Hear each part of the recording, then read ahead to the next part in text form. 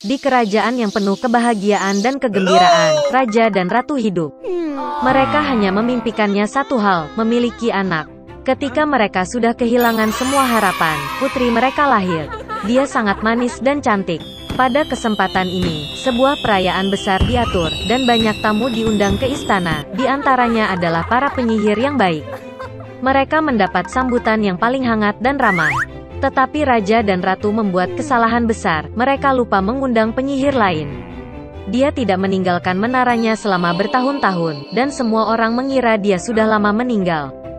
Ketika saatnya tiba untuk memberikan hadiah kepada sang putri, para peri dengan murah hati menghadiahinya dengan kecantikan, hati yang baik, kecerdasan, suara yang indah, kemampuan menari dan memainkan berbagai alat musik. Ketika giliran penyihir terakhir tiba, tiba-tiba peri jahat memasuki aula, yang mereka lupa undang ke liburan. Peralatan makan segera dibawakan untuknya, tetapi dia merasa bahwa dia tidak diterima dengan hormat sebagaimana mestinya. Menarik piala dan piring darinya, dia menggumamkan mantra.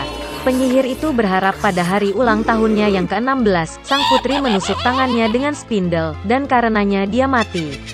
Ratu menangis dengan sedih atas keinginan penyihir jahat itu, dan raja memerintahkan untuk menangkap penyihir itu. Tapi dia sudah menghilang dengan tawa yang tidak menyenangkan. Untungnya, peri terakhir belum sempat mengucapkan keinginannya kepada sang putri.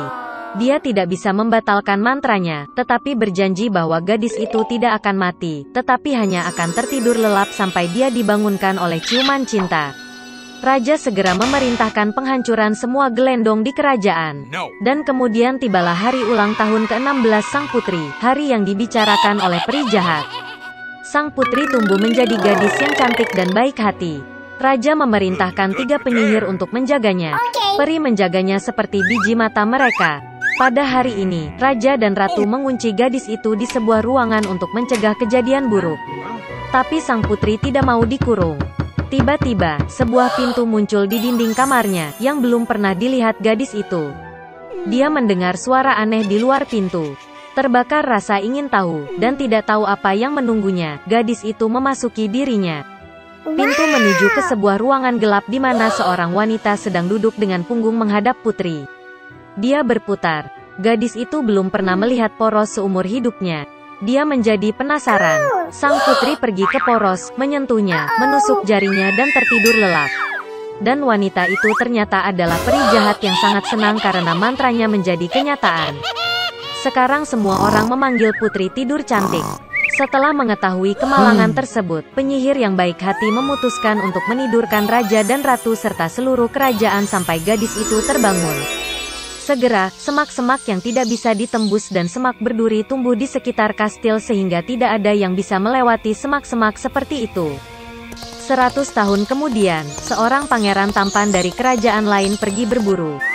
Melihat dari jauh menara kastil yang ditinggalkan, dia teringat cerita lama tentang putri tidur yang diceritakan oleh orang tuanya.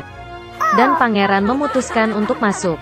Dia berjuang untuk melewati semak-semak yang tidak bisa ditembus dan semak berduri. Namun pada akhirnya, sang pangeran mendekati gerbang kastil yang ditinggalkan. Dia berjalan mengelilingi seluruh kastil, dan melihat ke ruang tahta. Di sana pangeran melihat raja dan ratu sedang tidur. Kemudian, di salah satu kamar, dia melihat putri tidur. Dia sedang tidur di tempat tidur yang dihiasi bunga. Pangeran pergi ke tempat tidur, menatap putri cantik itu, dan merasakan cinta memenuhi hatinya. Dia tidak bisa menahan diri dan mencium putri tidur. Dan pada saat itu, dia membuka matanya dan melihat seorang pangeran tampan. Raja dan ratu juga terbangun, seperti halnya seluruh kerajaan. Mereka sangat gembira, dan untuk menghormati kedua mempelai, pernikahan terindah yang pernah ada di dunia segera diatur. Sejak itu mereka hidup bahagia selamanya.